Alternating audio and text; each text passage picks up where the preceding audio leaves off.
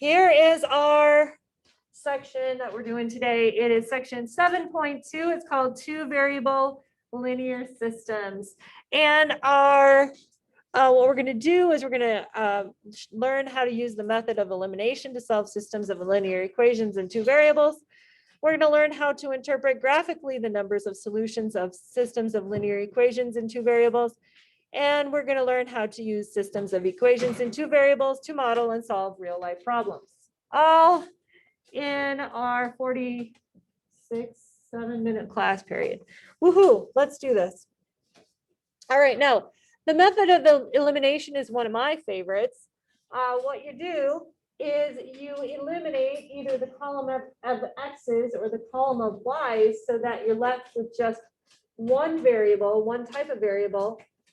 We sometimes call it addition because we add the two equations together when the x's are lined up and the y's are lined up, and hopefully one of those is going to go away. So if you look at example 1, conveniently, notice, all right, so let's write it down.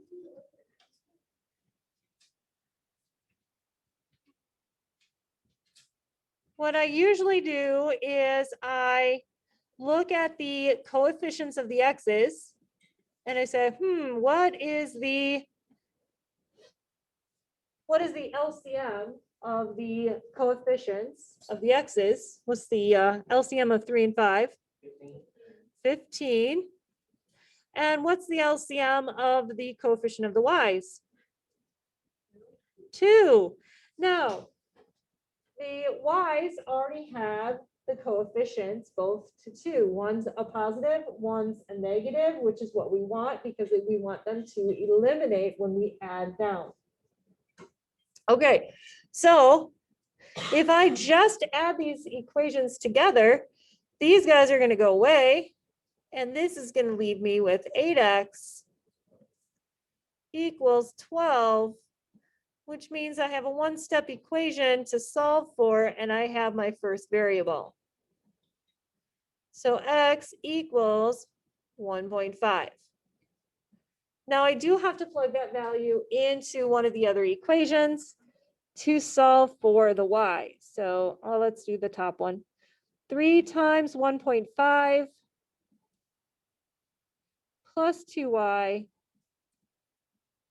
equals 4. So we distribute this through here and we get what, 4.5 plus 2y equals 4. So we're going to subtract 4.5 from both sides,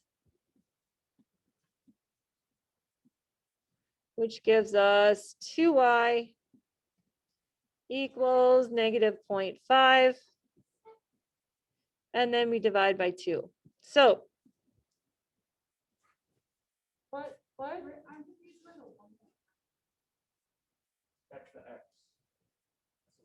Yeah, we solved for x and we got it as 12 over 8, and it simplifies to 1.5. So then I just plug that in for the x into one of those equations. Okay, so here's the deal. Nice thing about elimination is that a lot of times it's super easy to solve for the first variable. The bad thing about elimination is that it's a pain in the butt to solve for the other variable, right? More so than substitution. Substitution, it's harder to solve for the first variable, but then super duper easy to solve for the second variable. All right, what is negative 0.5 divided by 2? Okay, so y is equal to negative 0.25. Now this one was easy because why? Why was this one easy? The y coefficients were already ready to be canceled out. They were already good to be eliminated.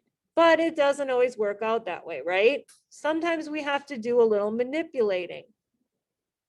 So we have example 2. In example 2, we have not coefficients in the same variable that are the same number. We have this. So I always look for the LCM of the X numbers. What's the LCM of 2 and 3? 6. What's the LCM of 3 and 1? All right, now for this one, I would have to multiply both equations in order to get them to be 6 and -6. Now remember, you want them to be the same number, opposite signs, right? Like the last one we did was a 2 and a -2. That's what made them eliminate. This one, I would have to manipulate both equations in order to get it to our LCM. This one is already the right number. So I only have to manipulate one of the equations. Because this is a -3, I want this to be a +3. So I'm going to take this equation and multiply it by +3, because 3 times 1 is 3. But I have to multiply the whole equation, every single term. Which gives me, here, let me rewrite the first one. Most of the time I write this horizontally, so then I don't have to, I mean, I don't know, it doesn't matter. It still works. Now I'm going to rewrite this guy and I get 9x plus 3y. Common mistake is you forget to multiply this guy over here by that number. Don't forget that. Otherwise it throws your whole answer off. All right, now we can go ahead and add down. Life is good. The y's go away. It's easy to just add our x's over here, add our constants over here, and we have a one-step equation to solve for. Divide by 11, and we get -2. So x equals -2. Now, it's just a coincidence that we solve for x first for both of these. Sometimes you'll solve for y first. Seriously, solve for the easiest. All right, now x equals -2, but we're not done. Now we have to plug that x in either into the first equation, the second equation, or we could even plug it into our manipulated equation. It doesn't matter which one. Anybody have a preference? Second one? Okay, so we're going to do 3 times -2 plus y equals -5. Okay, 3 times -2 is -6.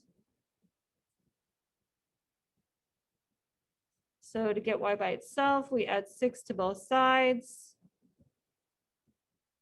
And it looks like y is equal to 1. Now, if I am not sure, I could always plug the x's and y's into our original equation and see if they give us true statements. Any questions on the elimination method? Now, I'm going kind of fast because you did it in Algebra 2 a lot, I think. And I actually showed it to you back in Algebra 1 so long ago. Not that you remember anything from Algebra 1, but it has been around for a while, so it's not something new. How many of you like elimination? Oh, okay, good. Yeah, it's my favorite. Xavier, do you like elimination? Oh, okay. All right, so you guys, now we're going to talk about another elimination problem, and this one is not quite as slick because we will see why here in a second. Let's, I'm going to rewrite it. 5x. You know what? I'm going to show you like how I usually do it. So I'm going to leave that space open over there, and I'm going to do this. All right, now I have plenty of space. Okay, so 5x plus 3y equals 9. and 2x minus 4y equals 14. Okay, so again, we look at our LCMs because obviously the x's don't have the same number, the y's don't have the same number. So the LCM of the x's is 10, and the LCM of the y's is 12. Neither one of these numbers are 10, and neither one of these numbers are 12. That means we're going to have to manipulate both equations. So do you want to eliminate the x's or do you want to eliminate the y's? X's? All right, that'll be a change. Now, since we're going to choose the x's to get to 10, we technically don't want them to both be positive 10. We want one to be a positive, one to be a negative. Doesn't matter which one is which. So what I do is I take a look at the first equation and I say, what do I need to multiply this by in order for that to get to the desired number? 2, right? Because I need to take 2 times 5 to get it to 10. That means I'm going to rewrite the whole equation because I'm going to multiply by 10. So that would give me 10x plus 6y equals 18. All right, everybody with me so far? Okay, so then we get to the next one and we say, okay, now I want this guy. I want him to be 10, but not really 10. I want him to be negative 10. So what do I have to multiply this 2 by to get to negative 10? That is going to be multiplied by the whole shebang. So that gives me negative 10x. That's a good thing because that's what I was manipulating it for in the first place. Negative 5 times negative 4 will give me a positive 20. And then negative 5 times a positive 14. And now I'm ready to add down. So those go away. That gives me a really large number, 26y. Looks ugly. What's 18 minus 70? Negative 52. How convenient. When I divide 26 into negative 52, oops, I get negative 2. So y equals negative 2. All right, now I actually have 4 choices to plug it back into, right? I can plug it into the first equation, the second equation, the first equation multiplied, this guy right here, or the second equation multiplied. Now, that gives me bigger numbers. That's just more work. So usually I go back up into one of the originals. Preference, 1 or 2? All right, let's do 2. So we have 2x minus 4, plug in our y, equals 14. Just make sure you plug it in for the right variable too, because that will make a difference. Then we get 2x plus 8 equals 14. And then we subtract 8. And we get 2x equals 6. So x equals 3. All right. Is that all good stuff? No questions so far? Alrighty, let's take a look at the next set. We need to recognize graphs of linear systems. Okay, when you're graphing to solve the system of equations, there are 3 possibilities. And I did think I threw this out at you, I think on Friday a little bit. So the normal one is this guy, where the 2 lines are totally different lines. they're not parallel. And if the lines are not parallel and not the same line, at some point in time, they will intersect and there will be a solution. If they're parallel, they will never intersect, so there is no solution. And then there's that weird one where it's actually the same line. And so the system is the same line, so they have every point in common. So that's like an infinite system, infinite solutions, because all their points are the same.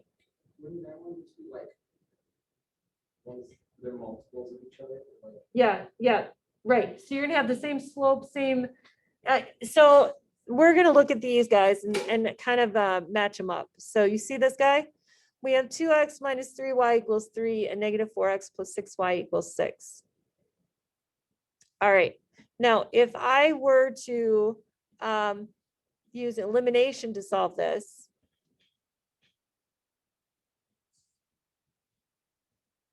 you know what I would probably do instead of multiplying? Anybody else have another idea? Divide. If we divide this this bottom equation by 2, then that gives us, oh, you know what's going to happen. We get negative 2x plus 3y equals 3. So when we add down, we get 0 and 0 equals 6. Anybody know what type of system that is?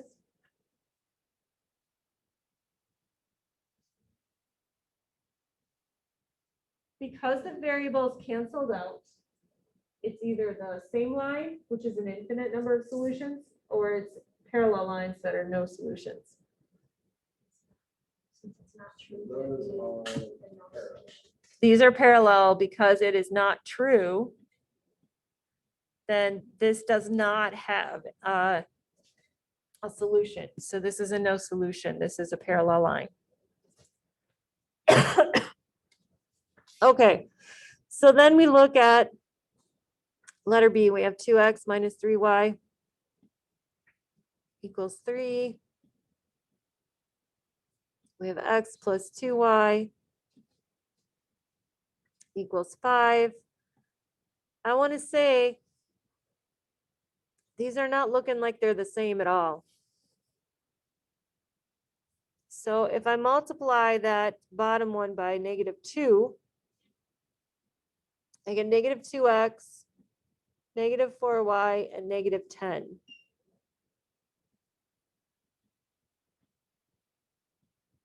And that gives me negative 7y equals negative 7. The y and the x's stayed in there, so that means there is an actual real number point solution to this. Okay, so this one will go with that. Does that make sense? And then finally, the last one, if we divide the bottom one by 2, okay, so we have 2x minus 3y equals 3. If we divide the bottom one by 2, that would give us negative 2x plus 3y equals negative 3. So when we add down, we get 0 equals 0. And because it's a true statement and all the variables cancel out, then this would be, this would correspond with the letter I, because they're the exact same lines. Now, if you wanted to, instead of doing elimination or substitution to solve them out, if you wanted to just graph them and find it that way, then you could just crowd each up and solve for y to see what their equations look like and graph them. Okay, so we are on to example 5. And oh, we have another one of these. We just did these. Okay. Can we skip 5 and 6? Because it says 5 is a no solution. Because it's a no solution, then when you eliminate, you're gonna get some number over here, some random number, and another random number over here, and the two are not gonna be the same. So they're not gonna be equal. So like 2 equals -5. Or 0 equals 6, like we did before. The many solution means that we're gonna get rid of the x's and y's, but it's gonna be 0 equals 0. So it's a true statement. Okay, so we know that. Now let's get to our applications. Oh, well, actually, no, this is decimal coefficients. I almost despise decimals as much as I do fractions, but not quite. They're not quite as bad. But if I can figure out a way to manipulate these problems so I don't have to deal with decimals, I'm going to take that opportunity. If I take this whole equation up here, let's see, what is the smallest place value that I have? And the decimals in. Hundredths, right? The hundredth spot. Remember back to place values back in elementary?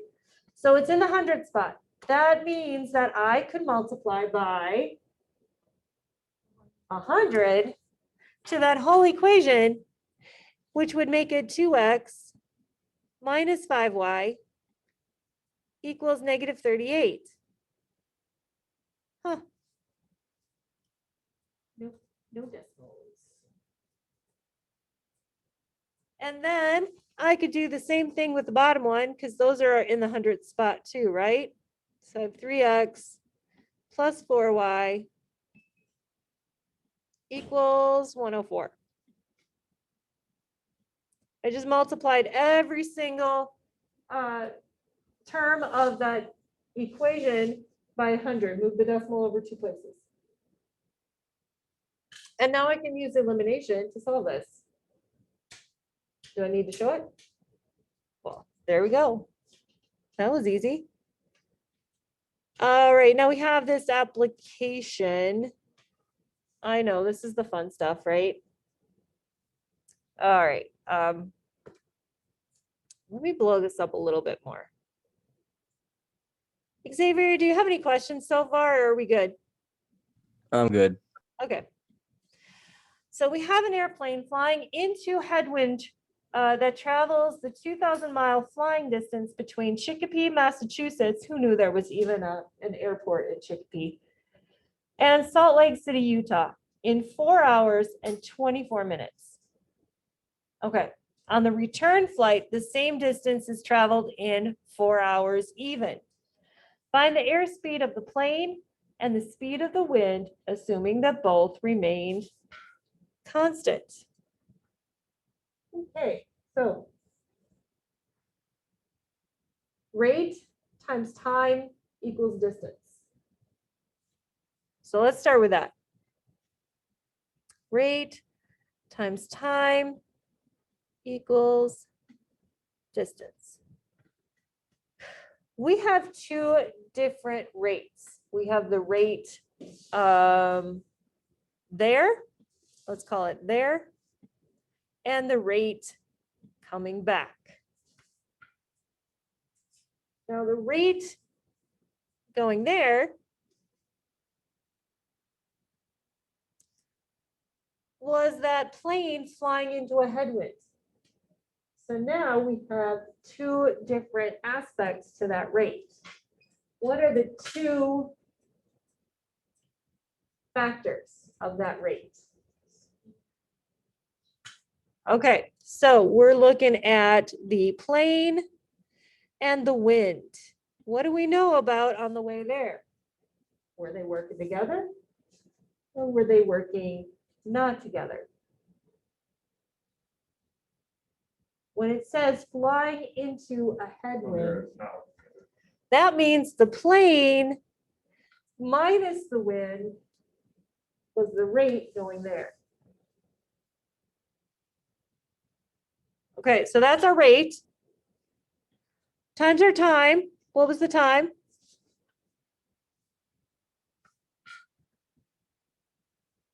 $4 and 24 minutes. Ew. Okay. That's 24 divided by 60. Okay, so it's 4.4 hours, right? To go how far?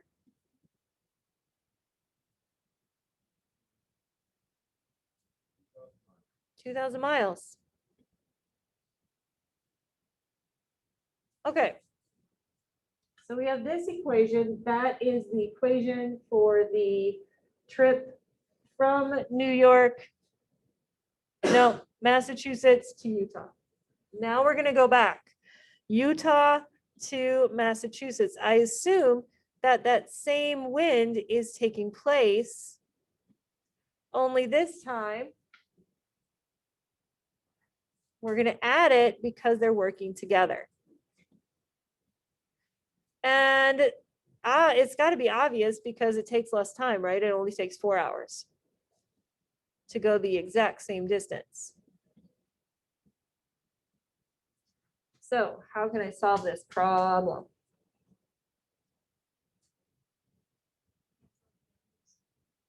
I can't yet because I have those, the times on the outside. We could distribute. You want to know the faster way? Just divide. If we divide both sides by 4.4 here.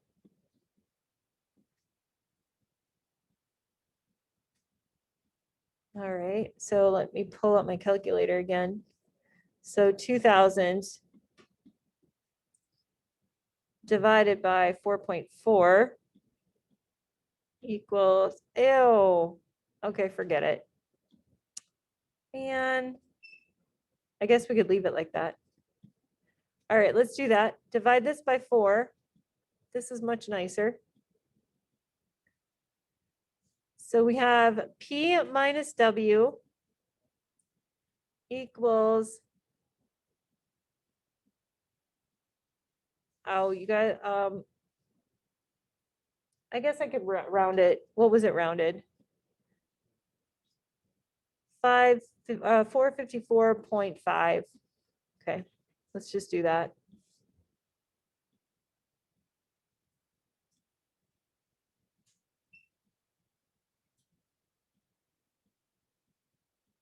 All right, and then this one is P plus W equals 500.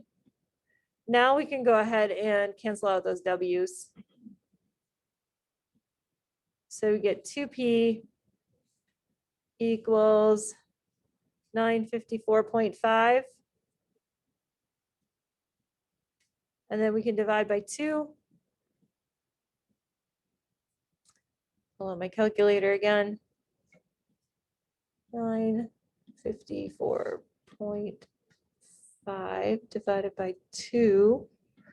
Approximately 477.25 was the plane.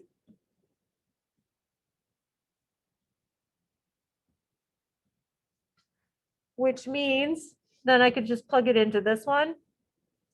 Subtract it from 500. And the plane is about 22.75 miles per hour. Did I say the plane? I meant the wind.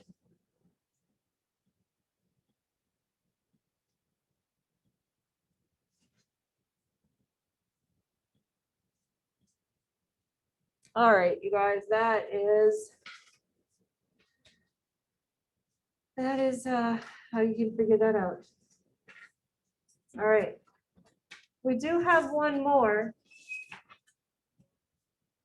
application to go over. So we're finding the equilibrium point.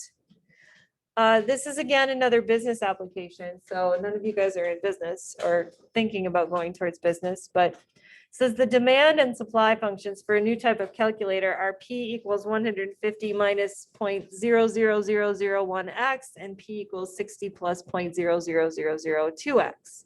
So the demand equation is the first one, the supply equation is the second one. where P is the price in dollars and X represents the number of units. Find the equilibrium point for this market. Okay, so technically what we would do is probably, you could graph it because that's what they usually do in business. They graph it. So this one has, notice it's like 150 and then it's going down. So it's going to do this. So that would be your demand.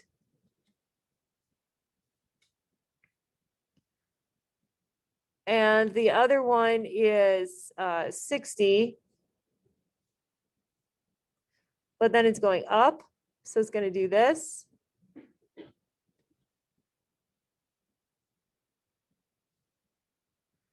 So this point right here is the desired number of units that you want and the price that you want, so that the supply and the demand are comparable. Does that make sense? Like you don't have too many sitting around because the supply is too high or your cost is too large, so you're not going to have that,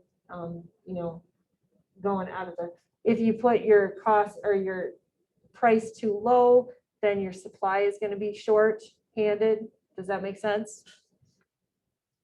Okay, so how do we find that value? Do you want to know how to find it on a graphing calculator?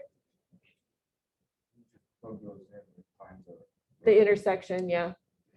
Otherwise, to do it by hand, I would use substitution and I would say, okay, so we have 150 minus 0.00001x equals 60 plus 0.00002x. So then we'd add the 0.001x to this side.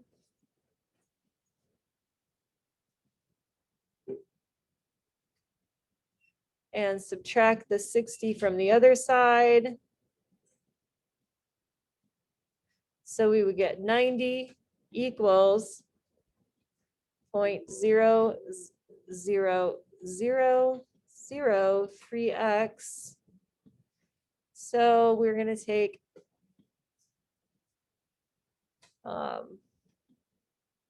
90 divided by 0.00003, and it looks like 3 million.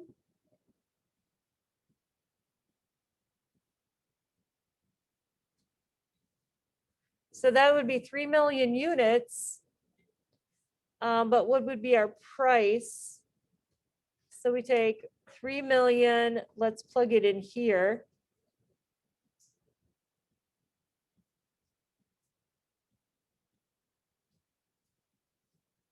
So we're going to take 0.00001 times 3,000,000, and it would be 150 minus 30 equals $120. So you should price it at $120, whatever the heck it was. I don't know what product it was. Oh yeah, a calculator. That's an expensive calculator. Okay, so you need 3 million calculators priced at $120 each. And that would give you the equilibrium of your supply and demand. Okay, homework then.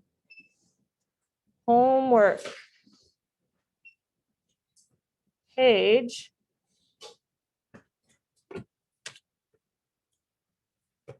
495.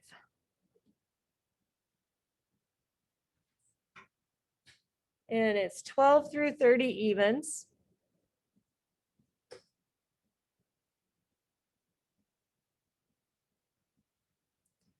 And 43 through 53 odds.